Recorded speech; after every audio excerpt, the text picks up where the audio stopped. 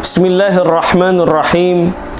Assalamualaikum warahmatullahi wabarakatuh. Alhamdulillah. Assalatu wassalamu ala rasulillah Sayyidina Muhammad ibn Abdillah wa ala alihi wa sahbihi wa man tabi'ahu wa mawalah. Saudaraku yang dimuliakan Allah subhanahu wa ta'ala, orang yang mengatakan tasawuf ajaran sesat karena dia tidak mengerti hakikat dari tasawuf itu sendiri. Hujjatul Islam Imam Al-Ghazali mengatakan, ghayatut tasawuf at-takhliyah wat-tahliyah. Tujuan dari tasawuf itu tidak lain adalah at-takhliyah dan at-tahliyah, yaitu tukhalli qalbaka min kulli qabih wa tuhallihi min kulli sahih. Engkau mengosongkan hatimu dari segala sesuatu yang kotor, dari segala sesuatu yang buruk, kemudian memasukkannya dengan sesuatu yang bersih dan baik.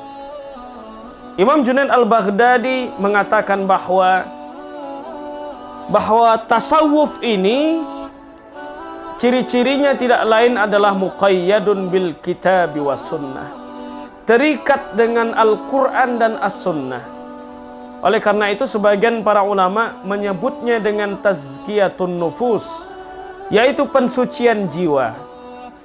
Dalilnya adalah qad aflaha man tazakka wa dzakara asma rabbih fasalla. Tartibnya tazakka dulu, suci secara zahir dan batin, kemudian berzikir kepada Allah, baru salat. Kalau orang setelah mengurus urusan dunia kemudian langsung menunaikan ibadah salat, maka tidak lain adalah isi hatinya dunia. Itulah makanya pentingnya pensucian jiwa.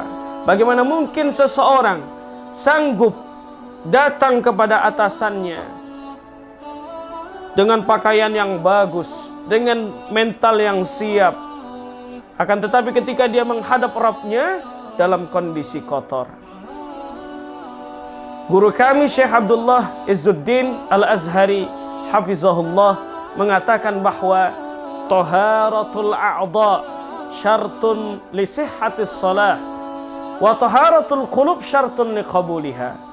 Sucinya anggota badan adalah syarat sah salat, akan tetapi sucinya hati adalah syarat diterimanya amal ibadah kita di sisi Allah Subhanahu wa taala. Kemudian dalil dari As-Sunnah adalah hadis Jibril ketika malaikat Jibril alaihi salam bertanya kepada Rasulullah sallallahu alaihi wasallam, "Akhbirni 'anil ihsan." Sampaikan kepadaku wahai Muhammad apa itu ihsan? Maka beliau menjawab, an ta'budallah ka'annaka tarahu wa illam yakun tarahu fa innahu yaraka. Beribadahlah kepada Allah seolah-olah engkau menyaksikan Allah. Kalau seandainya engkau tidak mampu, maka beribadahlah seolah-olah Allah menyaksikanmu, Allah mengawasimu. Tidak disebutkan beribadah agar dilihat manusia. Tidak disebutkan beribadah agar engkau disebut seorang yang dermawan, qari, seseorang yang berjihad, pahlawan, berjihad di jalan Allah Subhanahu wa taala. Akan tetapi ibadah kita semata-mata karena Allah, Allah dan Allah. Kemudian beliau juga menyebutkan bahwa tasawuf ini ciri-cirinya tidak lain adalah muqayyadun bidzikri wal fikri, terikat dengan zikir dan fikir. Dalilnya alladzina yadhkurunallaha qiyaman wa qu'udan wa 'ala junubihim wa yatafakkaruna fi khalqis samawati wal ard rabbana ma khalaqta hadza batila subhanaka faqina azaban nar. Bahwasanya ciri-ciri dari tasawuf ini berzikir dan berfikir. Yazkurunallah wa yatafakkarun. Yazkurun wa yatafakkarun. Maka sejatinya tasawuf ini sudah diajarkan oleh Rasulullah sallallahu alaihi wasallam. Karena Rasulullah berzikir dan berfikir. Akan tetapi teorinya muncul berdasarkan ijtihad para ulama. Andai tasawuf ini sesat karena tidak ada dibuat oleh Rasulullah sallallahu alaihi wasallam, bagaimana dengan usul fiqih? Bagaimana dengan balaghah? Bagaimana dengan nahwu?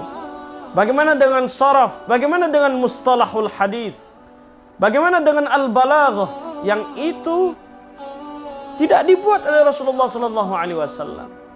Akan tetapi tentu saja itu semua sudah diajarkan oleh baginda besar Muhammad sallallahu alaihi wasallam, tapi teorinya muncul berdasarkan ijtihad para ulama setelah wafatnya baginda besar Muhammad sallallahu alaihi wasallam.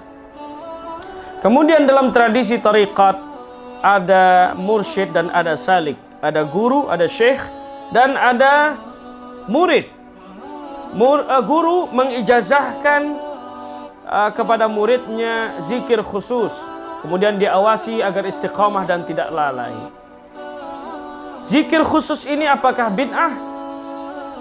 Ulama mu'tabar kalangan salafi, yaitu Imam Ibnu Taimiyah, punya zikir khusus. Disebutkan oleh salah satu muridnya. Imam Ibnu Taimiyah punya 3 murid yang terkenal, Imam Az-Zahabi, Imam Ibnu Katsir, dan Imam Ibnu Qayyim Al-Jauzi.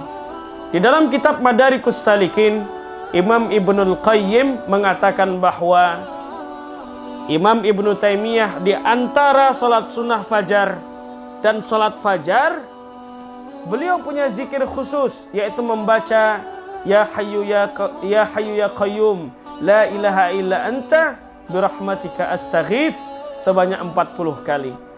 Kalau seandainya yang dimaksud dengan sufi itu adalah orang yang punya amalan zikir khusus, yang bahkan yang bukan ma'thur, maka Imam Ibnu Taimiyah adalah seorang sufi. Apakah Imam Ibnu Taimiyah tidak paham terhadap sunnah? Maka itu tuduhan yang tidak tepat. Akan tetapi kita tidak bisa menafikan bahwa di antara tariqat-tariqat ini ada yang menyimpang. Maka dibikinlah organisasi untuk mengawal mana tariqat yang mu'tabarah, mana yang ghairu mu'tabarah. Di Mesir ada Masyikhah At-Turuq As-Sufiyah. Kalau di Indonesia ada yang diketuai oleh Habib Lutfi bin Yahya, Jam'iyah Ahli Tariqah Al-Mu'tabarah An-Nahdiyah. Itulah untuk mengawal mana tariqat-tariqat yang mu'tabarah dan mana yang ghairu mu'tabarah. Demikian, mudah-mudahan kita senantiasa mendapatkan hidayah dan rahmat Allah Subhanahu wa taala. Terima kasih. Wassalamualaikum warahmatullahi wabarakatuh.